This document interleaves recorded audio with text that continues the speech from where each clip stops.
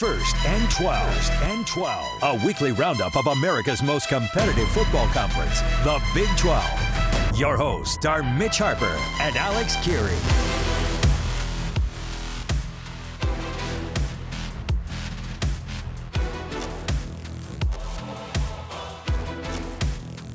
All right, everybody, welcome on in. It is First and 12 right here on KSL News Radio. Thanks for being with us. Alex Kirry, Mitch Harper.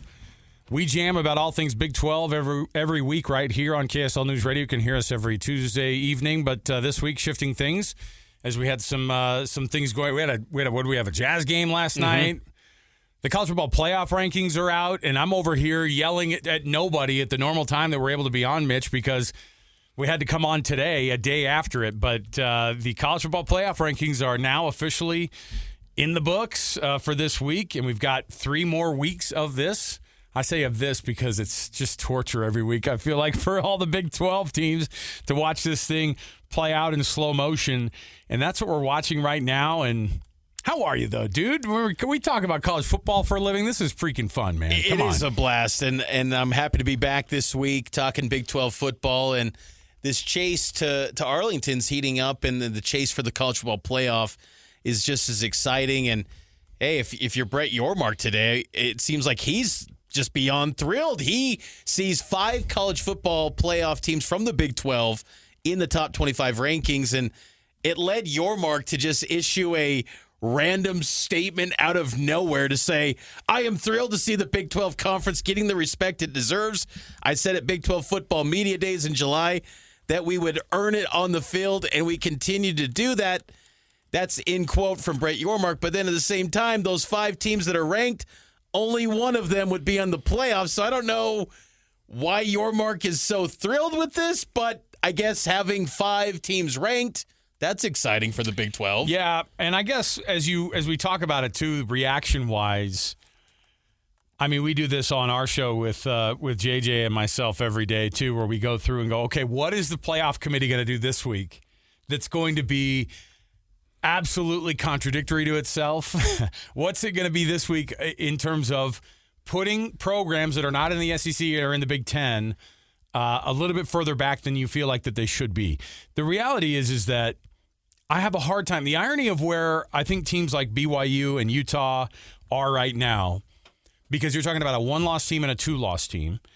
And there are multiple 1-loss and 2-loss teams now, of course, in the top 10 and inside the safe zone, so to speak, right now at least, of the college football playoff. It's hard not to look at that and go, man, they are really trying hard to make sure that you don't get, and tell me if you think that this is wrong, because I don't think that SMU helped at all last year when they got into the playoff, when they did, and then just got their butts handed to them. I don't think it helps when teams like Boise State get into the playoff the way that they did, and we're sitting at the number 4 or number 3 or 4. Well, one of those. It was a bye. They got a bye. They were that 3 seed. They get the bye, and then they get their butts handed to them. And even Arizona State, while they put up a fight against Texas, I think that it works with that narrative of what we're hearing right now. I'm not trying to act like the Big 12, some sort of a Big 12 martyr, but what I'm saying is that it is massively inconsistent, and I do think that teams, in this case, like BYU and like Utah, and if it were other teams in this Big 12 as well, people look at them and they just kind of go, that's nice, that's cute. And they lump them into that same category of almost like we used to talk about BCS busters, Mitch, like it was a positive term. Now, when you talk about teams that were breaking the BCS back then, it was basically just people that they didn't want to have invited to the party. Yes. And I think that that's part of what this feels like in a way. And again, it's not some personal attack on the Big 12, but what I do think happens is when you watch how this thing plays out, and Oklahoma, thanks so much for going to Alabama and getting that win, because now the SEC is all shaking hands with each other. How many losses you have? 2. How about you? 2. How about you? 2. Who'd you guys lose to? We lost to Florida State. No one cares. Like they're having these discussions, and the mental gymnastics that go on with this committee sometimes of what their explanation is. I don't think that. Look, I don't think Utah should be a number 8 team or number 9 team right now. I don't think BYU should be a number 7 team, but I do think that if you're going to have 3 2-loss teams in front of a 1-loss Power 4 team, you better have some really, really great explanations there. And I just don't think we've gotten them yet. And the good news is that these rankings, for all intents and purposes right now, don't actually matter because you have so many more things going through. But you've talked about how the positioning, the cushioning, those things matter because let me tell you what's interesting about this. Texas Tech is by far the best team in the Big 12. And they have gotten some sort of all right, you guys get the pass because you guys are beating good teams. And what's interesting is that if BYU were to go to the conference championship game against Texas Tech and they were to win that game, would Texas Tech fall all the way out of the playoff? I don't think so. I would hope not. I don't think because that they would. belong. I don't think they would. I don't think they would either. And that's look at the rankings this week. You got Texas Tech who moves up to number 5. BYU moves up to number 11. Utah at number 12. Houston checks in at number 23. I was actually pretty shocked by that. Yeah, I was happy to see the Cougs get some respect. And then this one just catches us all off guard. Right. Arizona State at number 25. So it was a great week for Texas Tech in the sense that you now have 3 wins over top 25 teams, and then your 1 loss is to a top 25 team when you didn't have your starting quarterback. So the resume looks great. And to your point, yes, Tech, I think, is in. As long as they don't have some disaster in Morgantown, not this weekend, but the next. No. They're in. Yeah. They're going to the playoff. It just feels like, though, BYU and Utah, you can sell, the stakes are so high down the stretch. But it feels like unless you win the Big 12, you're completely boxed out of this thing. That's what I was going to say is that Texas Tech, I think, would get a nod being at number 5 right now, and probably in the next couple of weeks they're going to be at number 4, number 3. And if they lose in the Big 12 championship game to BYU, which I don't necessarily think would happen, but I'm saying from the perspective of I don't think Texas Tech would fall out all the way of the playoff. No, I do think that a 2-loss BYU team, and if both of the losses came to Texas Tech, the committee would be like, that's just a dang shame y'all couldn't put it together against a good team. And 2 losses to like a single-digit college football playoff team, like that would be a crazy resume. And what's interesting, too, is that they were on the cusp. Last year, people looked and they went, so hold on a minute. Why did SMU get in over BYU? They won the head-to-head. They had the same record. So what was the explanation? It was just when BYU lost on the calendar, right? And so that makes a difference. When do you lose these games? And it doesn't count against you if you're in the SEC playing in the SEC championship game or in the Big Ten in the Big Ten championship game. But a loss in the Big 12 championship game, I think for a lot of people, if it becomes a second loss, that dings you like a regular season loss, it seems like. And what's fascinating, too, when you watch these ranking shows, Reese Davis, the ESPN host, he really plants some narratives, man. He plants where it's like, well, last year they protected the teams that reached the championship game. It's not etched in stone. Like, he makes that clear, almost like speaking for the committee. And I know that he's not, but it's just funny how the host is taking this stand to really plant the seeds because those guys kind of write narratives and speak narratives that then the national college football fan is looking at. But, this Big 12 is – I do like the fact that they got 5 teams in the playoff to where you're probably looking at every team that's, got a mathematical chance to reach Arlington could be ranked. Remember last year at this time, Arizona State was number 21, and they catapulted up the rankings quick and then reached the playoff. So maybe everyone's got a chance to dream big and do something crazy, but it does feel like the Big 12 and the ACC are always going to fight this battle where they're only a 1-bid league, and then that leads me to think we need to get crazy and go to Tony Petitti, the Big Ten, say, hey, you know what, that 2014 playoff, Let's kick the tires on that. Hey, let's look at that. Hey, make it 28 while we're at it, right? That was the other discussion. If you get equal bids for all Why 4 not? power leagues, sign me up today for that, please. At the very least, what happens is like I said, it just is hard because when the committee goes, they all take their hats off and their loyalties are with the committee. They're not with their conference. It's like, you can't say that. Yeah. It'll never be that way. And so I'm a big fan of take it out of the hands of the committee. And automatic bids would do that to an extent. I mean, you're talking about, if the Power 4 leagues all got 4 apiece, then you'd be talking about you've got 16 there, and then the rest. I'm okay with you trying to figure out, and then get an auto bid or 2 here from the. If you get 2 automatically in from the G6, then you're talking about you only have to deal with 6 other teams that have to get in. So again, we're trying to solve the world's college football playoff problem 1 week at a time. The reality is that I'm shocked as you are that not that Brett Yormark made a statement, because we're used to him making statements and unsolicited statements from Brett Yormark. Those are the best ones. But I'm shocked it wasn't like, we're disappointed that the committee is not showing more respect. And maybe he's just kind of playing his cards, because as soon as you say that and one of the teams loses or they lose 2 games in a row, then you go, oh boy, we look kind of dumb. So the good news is there is a capability that these teams have of just absolutely taking care of business that's in front of them. And then that's all you can do. And some of them still have the automatic bid sitting in front of them. BYU's got the possibility. If Utah finds its way into the Big 12 championship game, I would hate to play that team right now. I don't care who you are, even if you are Texas Tech. So there's a real possibility that, all these teams can figure out a way to do it. But mathematically, it's getting more and more slim every week, and I'm here for it, man. All right, let's take our next break. We'll come back. We have our First and 12 headlines from this week. Lots of drama going on in the Big 12. Stay right here with us. It's First and 12 right here in 102.7 FM, 1160 AM. It is KSL News Radio.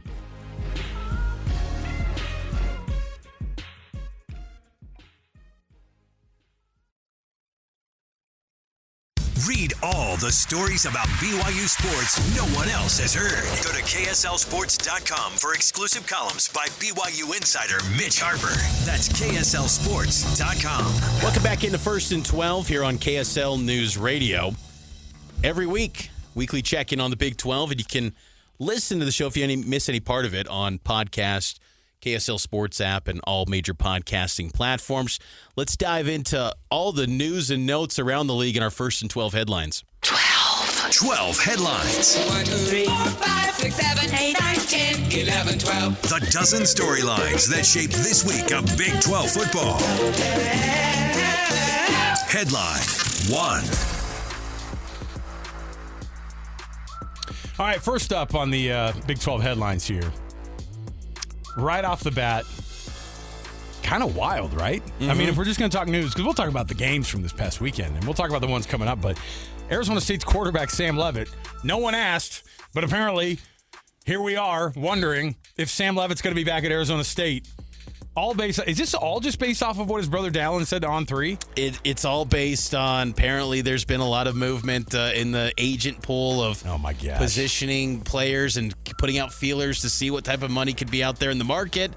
And Sam Leavitt's brother, Dallin Leavitt, who was a former BYU player, played for the Raiders, also played at Utah State.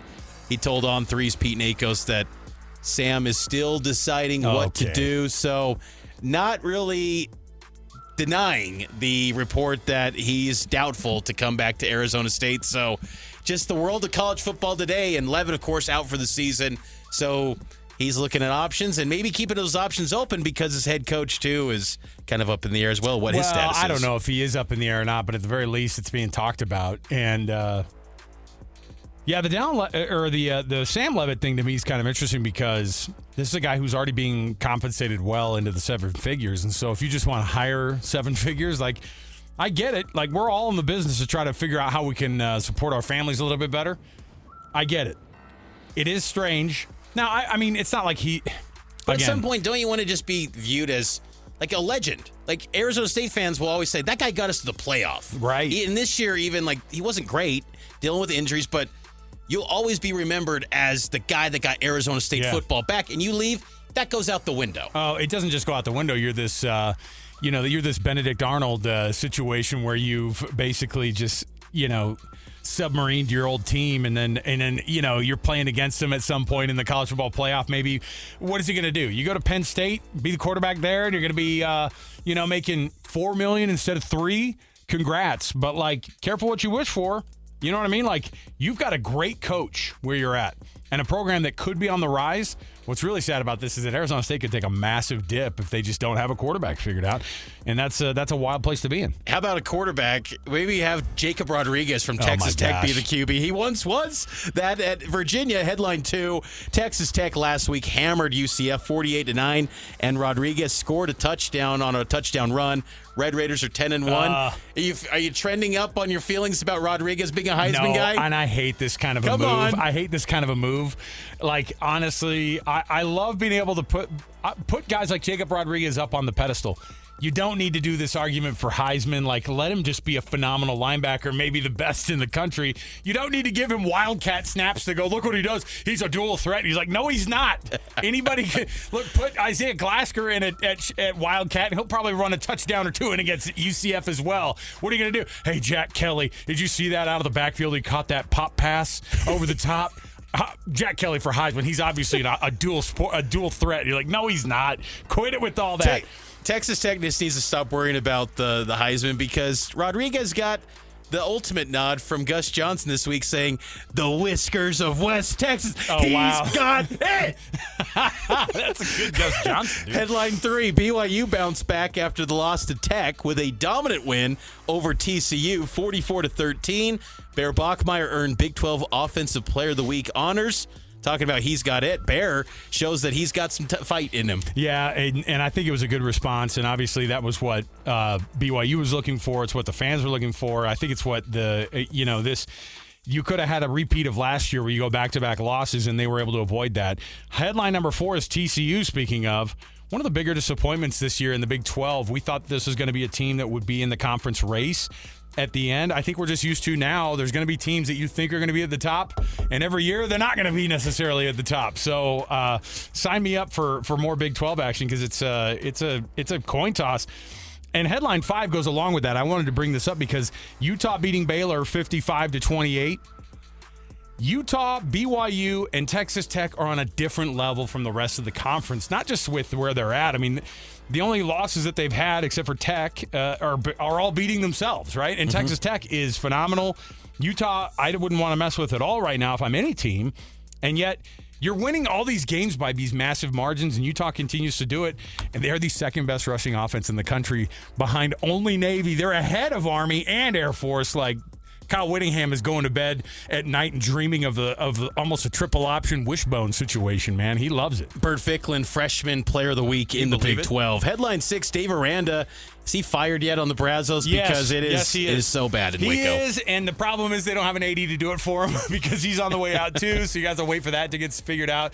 Dave Aranda is stayed right now just for the sake of administrative, problems. Like, so they're going to have to figure that out, but there's no way Dave Aranda is going to be able to be back in Waco. Headline 7, West Virginia made a run to try and upset ASU, but came up short, falling 25-23. Mountaineers will not go to the postseason in year 1 under Rich Rod. And headline 8, Arizona State finding ways to win games without Sam Leavitt, who we talked about earlier. They're now 7-3 and ranked in the college football playoff rankings. Yeah, and that's just as impressive, I think, as and look, sign me up also, and we'll get to Arizona as well at some point. But man, Arizona is a team that you look at and you go, what could have been? A couple of close losses, and they would have been in the same conversation as some of these top teams in the league. And I've been impressed because I just thought Jeff Sims was going to take them to a 4 or 5 loss season, and we'll see. I want to see how they're going to handle the ranking this week. Headline number 9, Week 13, 6 teams eligible for a berth into the Big 12 championship. Can you believe it? What a mess.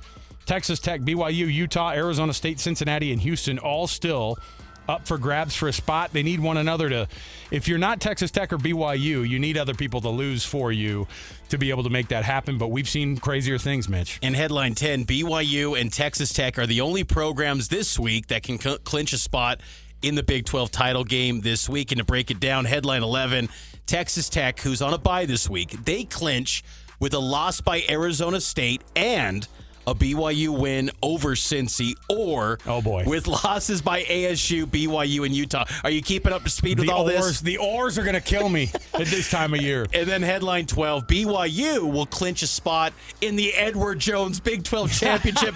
R.I.P. to Dr. Pepper. Oh, no. Clinches a berth with a win over Cincy and losses by Arizona State and Houston, or with a win over Cincy and an Arizona State loss and a Utah win. That might be the one that could be the most likely if it's going to happen. But I think you're just going to have to wait and just keep winning games to the very end here to figure it out. All right. There are our massively complicated ways for teams to get into the college football or to get into the Big 12 championship game. I'm hoping that gets whittled down just a little bit next week, because if we're doing tiebreak scenarios of like coin tosses and straw polling, I'm going to be really disappointed in this conference by next week and the week after. All right, we'll take a break. We've got our Big 12 game of the week we're going to discuss next. Arizona going to Cincinnati and showing them that their fight is still alive. Stay with us right here on First and 12 on KSL News Radio. First and 12. A weekly roundup of America's most competitive football conference, the Big 12. Your hosts are Mitch Harper and Alex Kirry. All right, everybody, welcome back. It's another edition of First and 12 right here on KSL News Radio. Mitch Harper, Alex Kirry, thanks for being with us on the program. Let's kick it off right here. It's that time of the week for us to be able to talk about our game of the week, and this one was big time. Let's get right to it. The big time Big 12 game of the week on First and 12. If you would have told me 5 years ago that this would, one, be a conference game and then to be the game of the week, I would have said, you're crazy. That's crazy life in the Big 12. It's a different league. Arizona takes down Cincinnati 30-24. Arizona, man, they're playing some good ball. They are 7-3 now, year 2 under Brent Brennan. Meanwhile, Cincinnati also 7-3, but it feels a lot different than what Arizona's going through. Cincinnati last week was in the top 25 rankings of the poll, but they lose. They're now on a 2-game losing streak, while Arizona is trending up and looking to maybe have a chance to, if they can win out, get to a 10-win season if you include a bowl game. So quite the impressive turnaround for Arizona, who, when you think about it, Alex, they could easily be a 9-1 football team, how close they were to BYU and to Houston. Yeah, and both, like, you know, not just last-minute losses, but like the heartbreaking fashion, too. You think about that overtime thriller against BYU. The only time they trailed was at the very end when BYU scored. So it's a tough spot to be in with the – I mean, look, every team does this every year. What if that would have happened in that game? It just so happens that Arizona is – I mean, look, they're a decent football team. They've been playing really well. Going into Houston and playing to that level is not insignificant. And it also shows, too, like, it's not – I don't necessarily think that it's that Cincinnati is trending so far down. I do think Brendan Sorsby's hit a dry patch, so to speak, and he's struggling right now because he's a guy who barely turned the ball over. I think the stat that I saw was it was 293 pass attempts with 1 interception, and then it was like the last 17 pass attempts has been 4 interceptions. You're like, man, this is a mess. But, you know, this happens in a football season. You play against teams and the ball is funny shaped, and that's the way that this thing goes down. So, in the end, I think Arizona is a better team than we probably gave credit to. And I don't think Cincinnati is the world beater that maybe we signed them up for pretty early on. But they still have a shot, an outside shot of being able to get to the Big 12 championship game. So it's not that the season is totally lost on them. And it's going to be interesting to see how this thing played out. I just thought that the Arizona defense kind of showed the blueprint to a team like BYU who's going to go into Cincinnati this week. And already a team who is, you know, what we would consider a ball-hawking team. When you talk about a team that you'd be nervous to throw the football against if you're already struggling a little bit, that defensive backfield for BYU probably sees some film and goes, we're smelling blood in the water here. Now, Cincinnati's also a pretty decent team on the ground, but the question is how healthy are they in the running back room? How well are they going to be able to do to move the football? Because that is a way that you're going to be able to mix this thing up. But Arizona, like I said, athletes on that team, and Brent Brennan does a phenomenal job getting guys ready. And I hope that nobody's wondering about a hot seat for him or wondering about what kind of a spot that they're in. They're definitely going to miss Noah Fifita, but I'm glad that he has – think about what he's doing compared to what we're watching like Avery Johnson do or Jalen Daniels, who we've 100% forgotten about at Kansas at this point, right? Or Kansas overall we've forgotten about.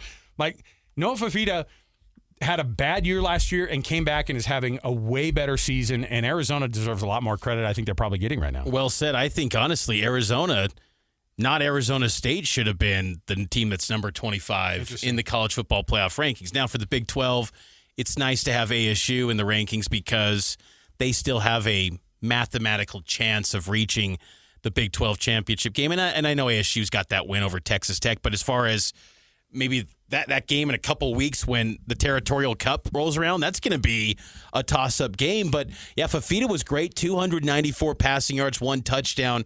You bring up Sorsby, you know, he was dealing with a little bit of an ankle. He went into the medical tent, came back, but it seems like they're really struggling with this man press defense from teams. It's been consistently happening against Cincinnati. And when you bring up blueprint, Utah did it, and BYU has kind of a carbon copy of how Utah does things defensively. Obviously different terminology, but same philosophies. I think that could work out well for BYU. But Cincinnati is expected to get Evan Pryor back, their running back, this week. That could help the cause. They got some good production from Tawee Walker. Brings that thunder and lightning in the backfield. They're for almost the 200 attack. a game. They're good. It's a good running backfield. team. And, I think Cincinnati, I think the bigger picture you look at with Cincy in this game, because I think some of their fans are feeling like, oh, here we go again. Satterfield is a fraud. Like, get him out. We should have canned him after last year. I think they've shown enough progress, regardless of what happens the rest of the way, that you still keep going with him into year 4 next year. Because still, I didn't honestly, like, I know in the preseason I said, hey, after that Nebraska game, they might be a competitive team, 6 or 7 wins. I think they've got to that ceiling that I thought they could, and they can actually exceed that. So I feel like this has been a successful year for Cincinnati, and Arizona absolutely a success. I think the issue for Arizona is when you think, again, long-term, because they're out of the picture for the Big 12 championship, can they actually build on it? Because Arizona and the ASUs of the world, they always have these big years, and then they bottom out. And so that's going to be the challenge in front of Brent Brennan. And to have someone like Noah Fafita, who still has 1 year of eligibility remaining. That's crazy. Arizona could build some momentum going into the offseason if they close strong. Are we already going to start thinking about who our preseason picks are going to be for next year? Way too early 2026 rankings. Hey, let's go. What we should just start doing is we'll have this year's power poll, but then let's start adding the 26 power poll at the same time. Yes. Because it'll be very different, and it might look totally crazy from what we've seen this year. It is crazy, and this league, though, I think what's highlighted is that the depth of the league has gotten better, and I think matchups like this do show that, where you've got 2 7-3 football teams.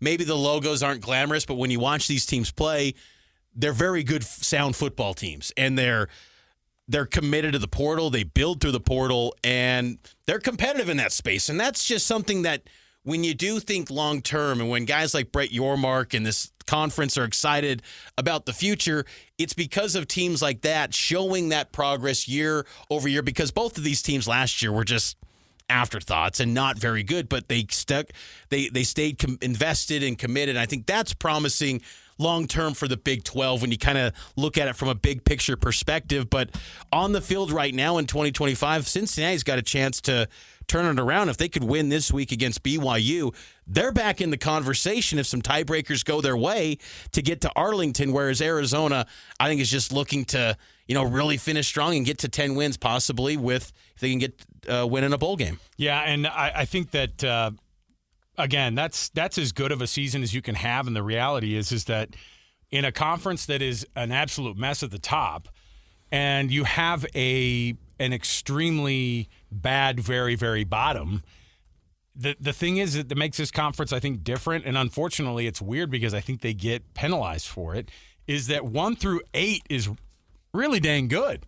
And you don't necessarily have that across the other big conferences. So I think that's one thing that we got to keep our eye on as teams like Arizona, and you got to be quick not to just go, is a coach going to be on his way out, or is a coach going to be the coach of the year? Like, you have to have somewhere between there, right? Because Brent Brennan, at some point this year, people are going, is he on the hot seat? And we love saying that. We love saying the coaching hot seat. It's either they're having a coach of the year type season, or they're having the worst year ever that a coach could have.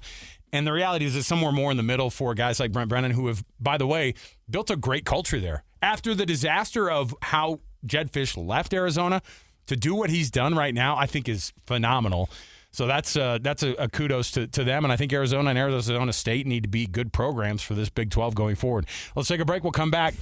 Interesting piece of sound from the College Football Playoff Committee chairman this week. The question was asked by our very own Mitch Harper. What is going on? How come you're putting some of these teams ahead of where they're at? And look, I don't think anybody has real answers, but we'll hear from what the committee chair had to say this week when the playoff rankings were revealed. Stay with us right here. It's 1st and 12 on KSL News Radio.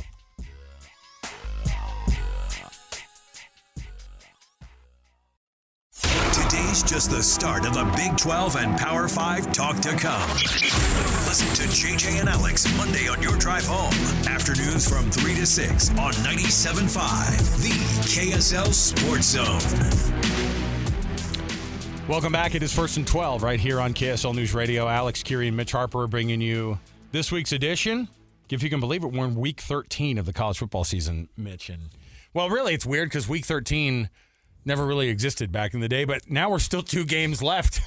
What are we going to be in then? Week 16 by the time the conference championships come around? So, I mean, I guess 15. I guess it's good because, you know, we're getting our exercise on going through this list, and we always complain about how short the season is. So a double bye-week season, I'll deal with it if we're able to get ourselves into week 15 by the end of the season. But let's kick things off here. An extended part of the conversation of the College Football Playoff Committee and the releasing of this week's rankings and where the Big 12 teams land and why they landed there, and more importantly, why are some of the teams in front of them right now in the rankings. And let's kick it all off right here with our Big 12 Sound Roundup. Big 12 Sound Roundup. Check 1, 2. The best bites, cheap shots, and excuses from Saturday's postgame news conferences. So for this week's Sound Roundup, Alex, we have to go to the phone line. And no one's on the phone right now, but every week the College Football Playoff Committee, after they're done on ESPN, they put together a old school phone teleconference. Press star 1 to ask a question. I love it. I love it. And look, and I just imagine the chairman sitting in that boardroom with that, that old school phone that has like the 5 different speakers in different directions. Yep. I'll take your questions right now as he sits back and eats this piece of pie that he got after the committee was done with their selection. I can already picture all of this. And obviously a new committee chairman, the Big 12's rep, Mac Rhodes, he is now no longer part of the committee chairman. He's no longer the AD right now at Baylor. He's on a leave. So he leaves the College Football Playoff Committee, and now steps in is Arkansas AD Hunter Yurachek. And I hopped on that teleconference with Hunter Yurachek to just ask him, why is BYU, a 9-1 BYU, behind 2 lost teams such as Oklahoma, Notre Dame, and Alabama? And this is what he had to say. I think it is really the way they looked in that game against Texas Tech. They were dominated on both sides of the ball in that game against Texas Tech. And then you look at their wins. They have a win over Utah, who's ranked 13th, but then their other wins are against that we would consider quality wins are against an unranked Iowa State team, Arizona, and East Carolina. And then you look at a 2-loss Alabama team that's got wins against number 4 Georgia, number 14 Vanderbilt, number 21 Missouri, and number 20 Tennessee. Notre Dame's got a win over 15th ranked Southern Cal, and then last week a dominating win on the road at Pitt, who is ranked. And then Oklahoma has wins at number 18 Michigan, number 20 Tennessee, and at number 10 Alabama.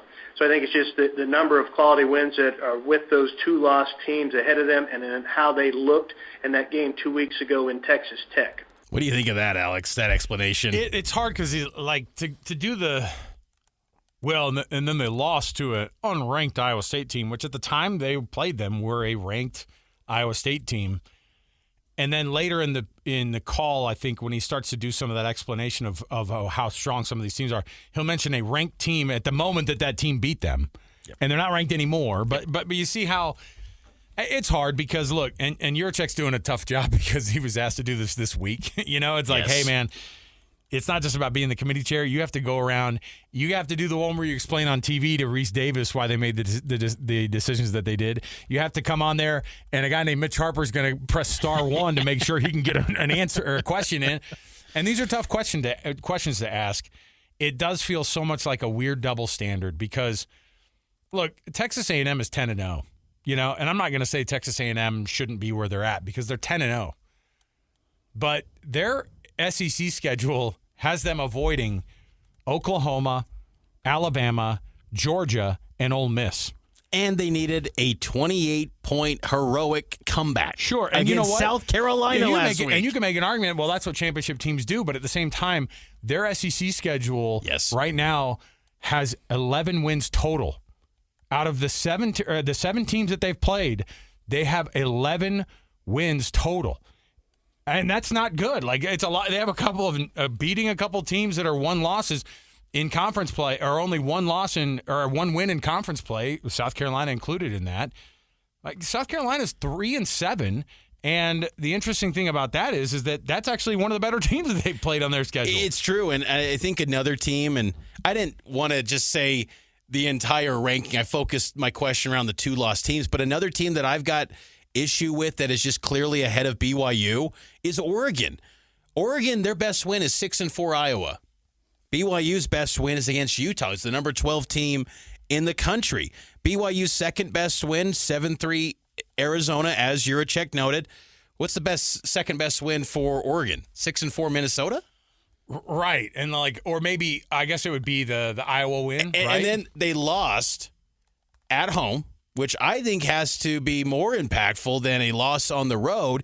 You lost at home to number 2 Indiana as the favorite, while BYU lost to number 5 Texas Tech in their stadium in Lubbock in a historic game that had just massive stakes, biggest game in 20 years almost.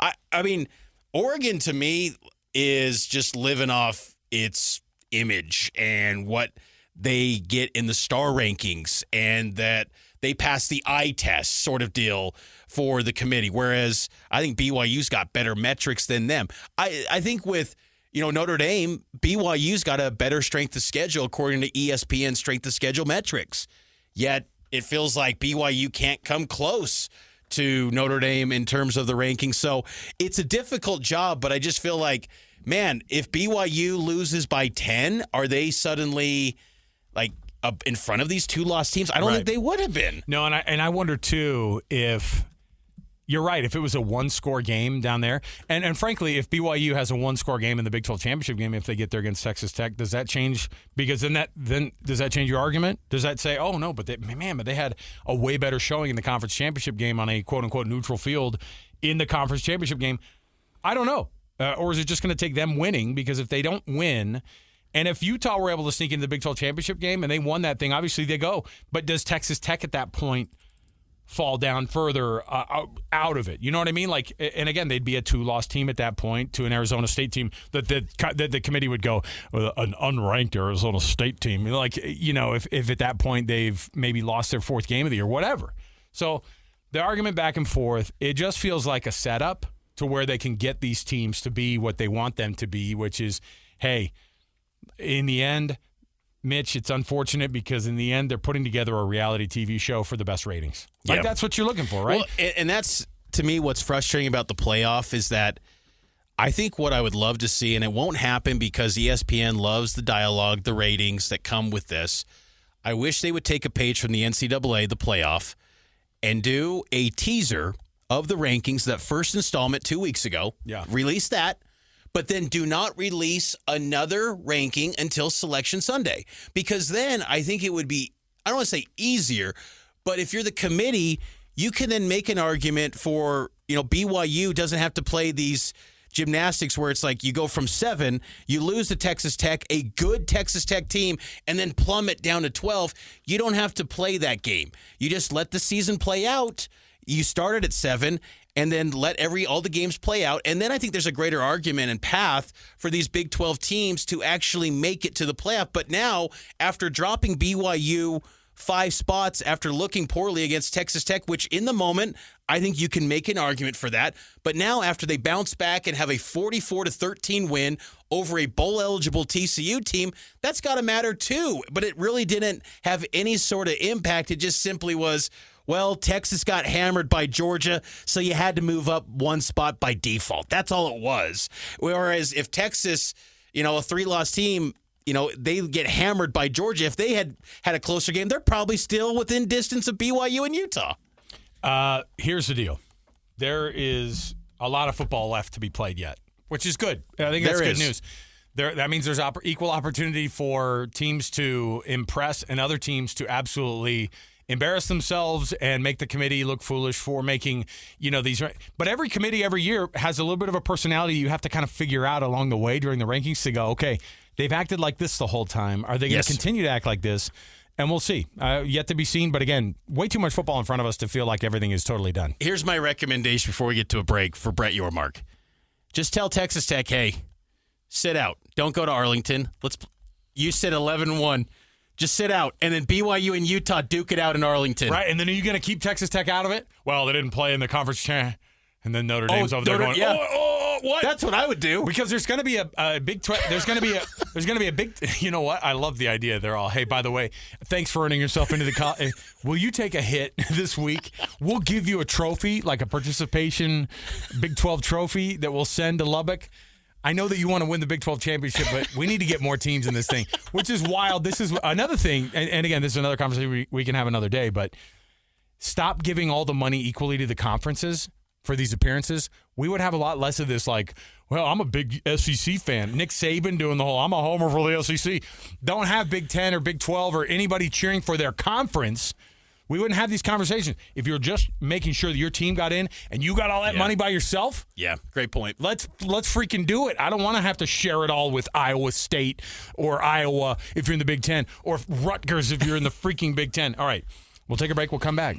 We've still got more to talk about. We've got a whole hour left here for you on First and 12 right here. Stay with us. Mitch Harper, Alex Kirry right here on 102.7 FM and 1160 AM. It is KSL News Radio.